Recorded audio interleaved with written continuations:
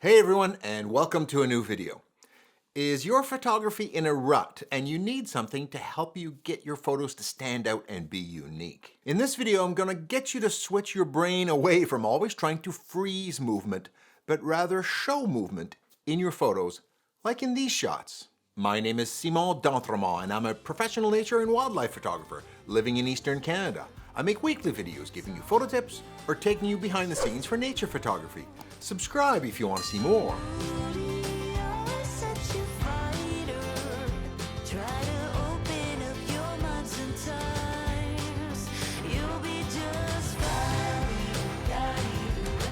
Okay, let's get some basics straight.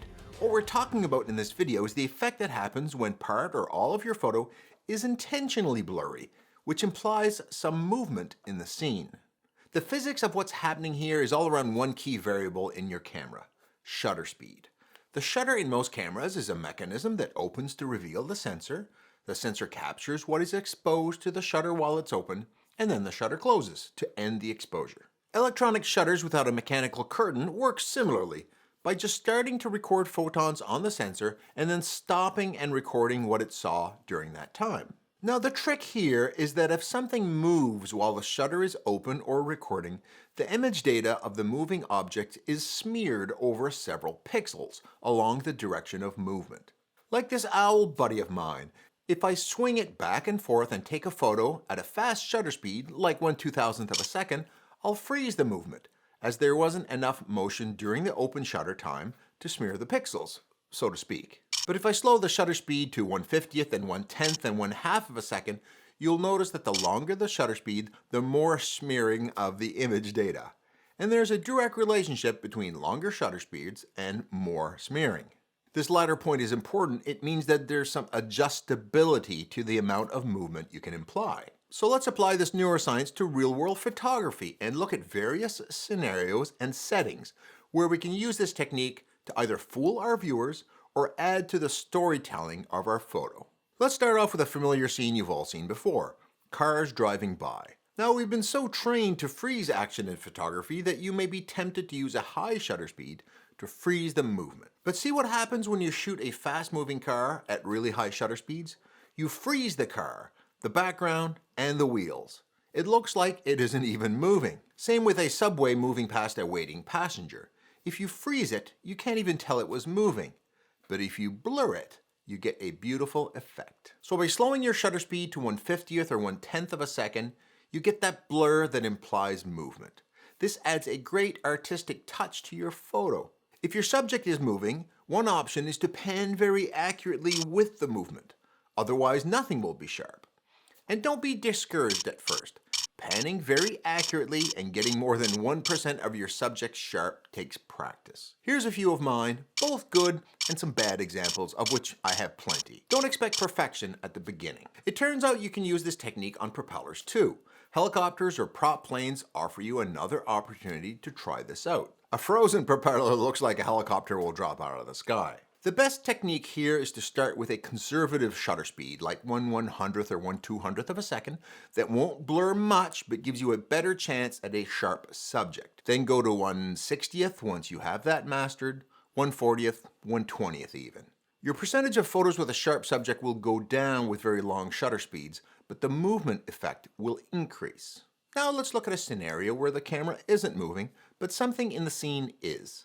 To note, because we're taking long exposures here, camera movement is going to be a problem, and we'll need a tripod or a beanbag to steady your gear. One scenario where you can use this is moving water in landscape photos. Crashing waves at the beach and moving water in a river or waterfall are two common examples. By leaving the shutter open, you can get the water to move while the camera is recording. Now, how long to leave the shutter open is up to you.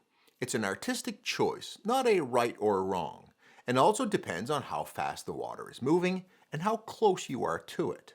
Some people like to have a fast enough shutter speed to barely show the movement, like 1/100th or 1/50th of a second. Someone else might like the water to be silky smooth by using a longer shutter speed, like 5 seconds. Personally, I like to still have a bit of detail in the water, not too smooth, so I experiment between 1/10th and 1/2 of a second to get that look that I want. Now note that sometimes we run into a problem with long shutter speeds: overexposure. You see, when we make the shutter speed really long, our photo gets blown out with being too bright. Our ISO can't go any lower than 100 or maybe 50 to make it darker, so that's no help. We can indeed make our aperture smaller, like f11 or f13, but any smaller than that, we lose sharpness due to something called diffraction. The solution? Neutral density filters to the rescue. This type of filter only has one function, darkening your image by limiting the amount of light going through. So by using this filter, slower shutter speeds don't overexpose your photo. I use Kase Filters, and I like their line of filters that uses magnets to attach to the front of the lens. Super easy to use. You can even stack filters. These come in various densities, like 3 stop, 6 stops, and 10 stops. So I just put this little filter on and then adjust the shutter speed to whatever I want, and I don't need to worry about overexposure. And I can shoot my lens at f8 where it's the sharpest. Now we can use a variation of this technique even in wildlife photography. I have this great place in the Masai Mara in Kenya where the hippos hang out in a fast-moving current. So I place my camera on a beanbag and bring my shutter speed down to 1/15th or even 1/10th of a second. By doing this but staying really still on the beanbag, I can get lucky and get a shot with the hippo sharp but the water blurry from its movement. Like this. Note, many shots won't be sharp at these slow shutter speeds and the hippo moving around a bit, so take lots and lots of photos and go through them later to find the gems amongst them. Now let's look at a technique that uses this movement by moving the camera intentionally during an exposure called ICM, or intentional camera movement. In this technique, using slower shutter speeds like 1/10 of a second to a full second, you take a picture of a scene or something where you think a streaky image of that subject would look good, like a stand of trees or flowers. And you know what? You can use this technique in any genre to make your photos stand out. We really need to break this notion that a photo is made great by being sharp. Try it while driving your car, while you're waiting for a train, shooting a street at night, while on a ride at an amusement park. Stop thinking you need to freeze everything. Adding a bit of blur in your photos and simulating that movement is a great way for your photos to stand out from the crowd and be unique. I hope you can use this technique on your very next outing so you too can come home with your own unique and amazing photos. I know you can do it.